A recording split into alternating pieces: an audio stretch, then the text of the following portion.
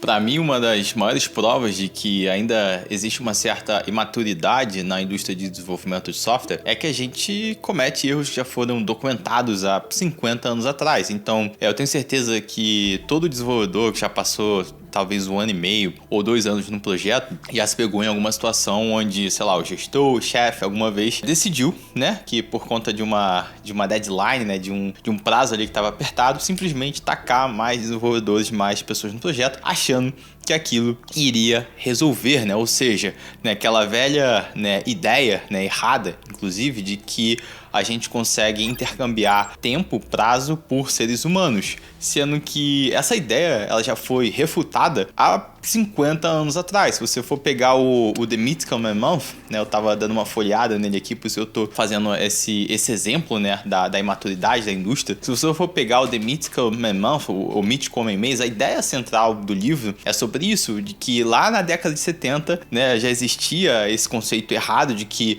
bom, se eu consigo, né, um desenvolvedor consegue desenvolver um software em 6 meses, então eu vou botar 2 desenvolvedores, eu vou entregar em 3, ou melhor ainda, eu vou pegar 6 desenvolvedores e agora eu consigo entregar em 1 mês o meu software, só que a gente sabe que não é assim. E, né, um dos argumentos aqui do livro, né, sobre do porquê que a gente não consegue fazer isso é porque o desenvolvimento de software ele é uma tarefa sequencial com restrições e dependências entre cada uma dessas tarefas. Diferente, por exemplo, se você, né, ele até dá o exemplo, uma tarefa, se eu não me engano, é colher algodão em um campo, né? Então, se eu tenho um campo de algodão onde eu quero colher, sei lá, de 10 hectares e eu tenho 5 trabalhadores que eles conseguem colher ali em 10 horas. Se eu dobrar o meu número de trabalhadores, né, se eu for de 5 para 10 trabalhadores, né, eu consigo reduzir, né, minha quantidade ali pela metade. Então agora eu vou fazer em 5 horas, eu vou fazer em 10, fazer em 5 horas. Isso só é possível porque eu consigo dividir essa tarefa entre esses trabalhadores. Eles não precisam de comunicação entre eles e eu não tenho nenhuma restrição, nenhuma dependência. Eu consigo dividir ali os 10 hectares entre 5 ou 10 colhedores, né, coletores ali de algodão, o que não acontece na indústria de desenvolvimento de software. Desenvolver software não é assim. E um exemplo clássico que a gente tem é o exemplo de quando a gente tem um time, por exemplo,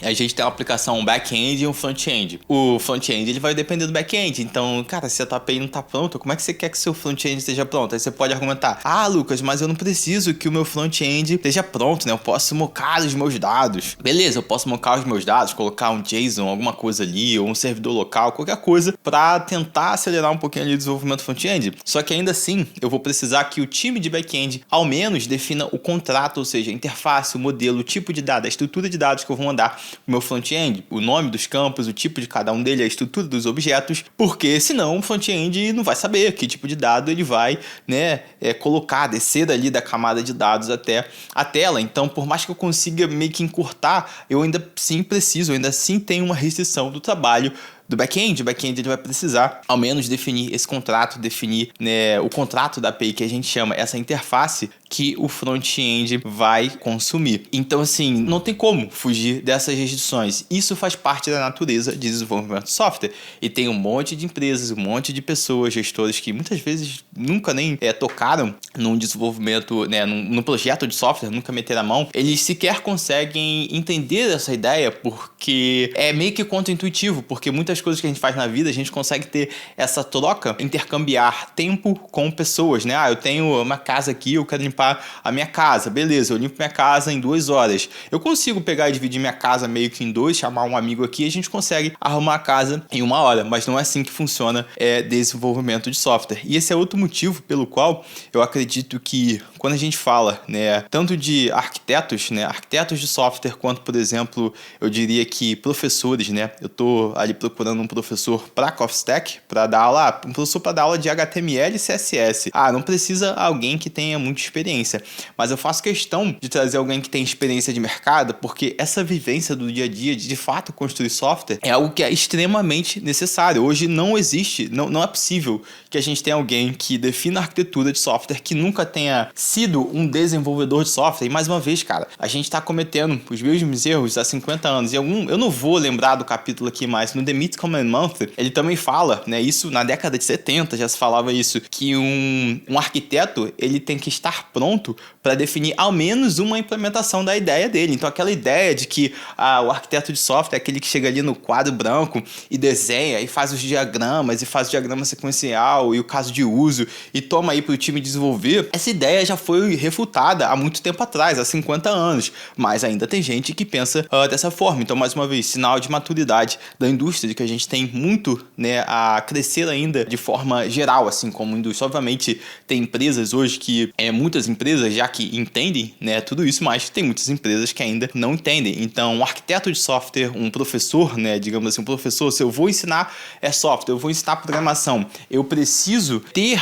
tido uma experiência prática, entendeu? Ainda mais se eu tô querendo preparar a galera para de fato entrar na indústria, porque existem outros fatores também, e eu comento isso muito, né, com os meus alunos, tanto lá no profissional React Native quanto no profissional TypeScript, que é o seguinte: eu ensino lá a parte técnica, a técnica de programação, é isso que você utiliza dessa forma, mas existem essas considerações que você tem que ter quando você estiver desenvolvendo o teu software. Então, por exemplo, né, eu estava, né, fazendo uma aula aqui, gravando uma aula de orientação a objeto, onde eu estava falando de composição versus herança. E se você for olhar a teoria, aí fora que você tem tanto artigos quanto alguns livros, vai todo mundo falar que você sempre vai dar preferência à composição, porque você vai ter menos acoplamento, blá blá blá. Só que é o seguinte, quando você opta pela composição, você precisa quase sempre trazer outros conceitos ali que são bastante importantes.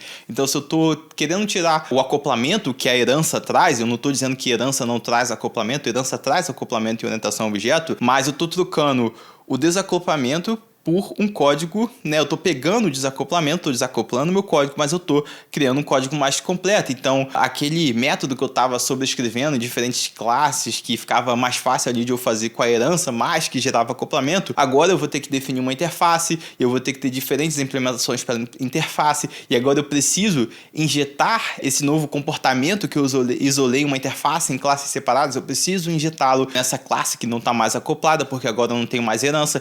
Então, beleza, eu não tenho, meu código está desacoplado, está mais flexível, mas agora eu tenho que entender de interface, eu tenho que entender ali, né, pelo menos o conceito de injeção de dependências. O meu código ele vai ficar mais verboso, ele vai ficar um pouco mais complexo. Eu não estou dizendo que isso é errado, né? Muitas vezes esse é o caminho que a gente quer tomar, mas existem diversas coisas que a gente tem que considerar quando a gente fala de projetos reais, que quando a gente vê principalmente pessoas que são muito teóricas, elas vão ignorar completamente, que é justamente todas essas questões que a gente tem de entrega ali durante um time. Por exemplo, prazo. Então, assim, vai ser um pouco mais complicado eu chegar aqui, eu ir por essa solução, esse caminho aqui da composição, que é mais flexível, mas tem tudo isso que eu falei. E outra coisa também, que quem tá na indústria, principalmente se você for um desenvolvedor sênior, você já provavelmente considera isso no seu projeto, se não considera e passa a considerar, é o seguinte: você tem que considerar, quando você tá implementando alguma solução, que vão ter pessoas de diferentes níveis que vão interagir com aquele código. Então, se você está trazendo uma implementação que ela é mais antifrágil, digamos assim, mais flexível, porque tu já está tentando antecipar 3, 4, 5 passos lá na frente, e do ponto de vista puramente de engenharia de software faz todo sentido, porque tu está deixando o teu código, tua arquitetura mais robusta, mas você tem que levar em consideração também que vai ter um estagiário, um júnior, às vezes um pleno, que, vai se perder no meio daquelas interfaces, daquelas classes, daquelas implementações, e que aquilo ali vai gerar mais dificuldade, vai gerar um atrito maior na entrega de próximas tarefas. Então, tudo isso tem que ser considerado. Então, não é só o desenvolvimento de software, não é só sobre software, porque no final do dia a gente está resolvendo um problema de alguém. Então, além dos conceitos técnicos de engenharia de software, que sim, a gente tem que considerar, a gente precisa olhar também para prazo, a gente precisa olhar para complexidade, a gente precisa olhar para o nosso time. Qual é o time que eu trabalho aqui? E hoje, né, eu tenho a satisfação de dizer que eu trabalho com pessoas muito, muito boas, tecnicamente muito boas, e eu consigo ter debates, eu consigo ter discussões, eu consigo implementar soluções mais complexas, porque o meu time, ele tem um nível que ele consegue entender, coisa que eu já passei por alguns lugares que eu não conseguiria fazer. E isso faz parte do jogo, faz parte do processo, né, de você aprender a construir software. Eu acho que o desenvolvedor ele se torna bastante maduro quando ele entende que... Eu vi isso uma vez de um chefe meu e eu, cara, eu levei isso pra sempre, assim, né, que ele fala, né, a diferença entre um júnior, um pleno e um sênior. O júnior, ele sempre vai fazer um código meio merda. Ele sempre vai fazer um código meio ruim. O pleno ele vai fazer o código bom, cara. Ele é o cara que ele é bom de codificar, ele entende ali os princípios, ele consegue escrever código bom. E o sênior, ele sabe quando ele tem que escrever código merda, ele sabe quando ele tem que escrever código bom. Então, parte do teu processo de amadurecimento como desenvolvedor passa por, cara, essa não vai ser a melhor solução técnica que eu tenho agora, estritamente ali no sentido de engenharia de software, mas essa é a melhor solução, levando em consideração o problema que eu quero resolver, o prazo que eu tenho, o time que eu tenho, e enfim, o que eu tenho que entregar. Então, engenharia de software é um tema que é bem complexo e vai bem além de somente código em si, né? Uma coisa também que eu já ouvi que eu acho que faz total sentido, eu acho, né? Eu vi isso num post recentemente no LinkedIn, acho que foi numa das palestras Smart Founders, que microserviços é primeiramente, né, uma solução de gerenciamento, tá? Então, gerenciamento de times, não necessariamente de engenharia de software, né? Às vezes você tem tantos serviços aí no teu software e você decide quebrá-lo, né, um monolito da vida em microserviços, porque simplesmente vai ficar mais fácil de você, ao invés de você ter 50 desenvolvedores atuando numa base de código, vai gerar mais complexidade, você pode ter, sei lá, 10 microserviços e 5 desenvolvedores trabalhando isoladamente dentro desses microserviços, mas mais uma vez, trade-off, como é que você vai integrar, vai conectar todos esses microserviços, testes, né? Testes de fluxos que passam por diversos serviços são muito mais complexos. Então é sempre um trade-off, e um desenvolvedor experiente ele tem que adquirir essas habilidades, que eu acredito que é uma mistura já de software skill com hard skill, com experiência prática também, de que ele vai ter que analisar todos esses pontos quando ele estiver desenvolvendo software, não só a programação em si, tá bom? Tudo bem se você está começando e você olha muito ali pro código, você deve olhar pro código, você tem que ficar bem, ficar muito bom ali em escrever código, mas conforme você vai subindo na tua carreira, tu tem que passar a levantar a tua cabeça e olhar pros outros lados também, não somente estritamente aí pra tua tela do computador, mas para todo o contexto aí do que está acontecendo ao teu redor no teu projeto.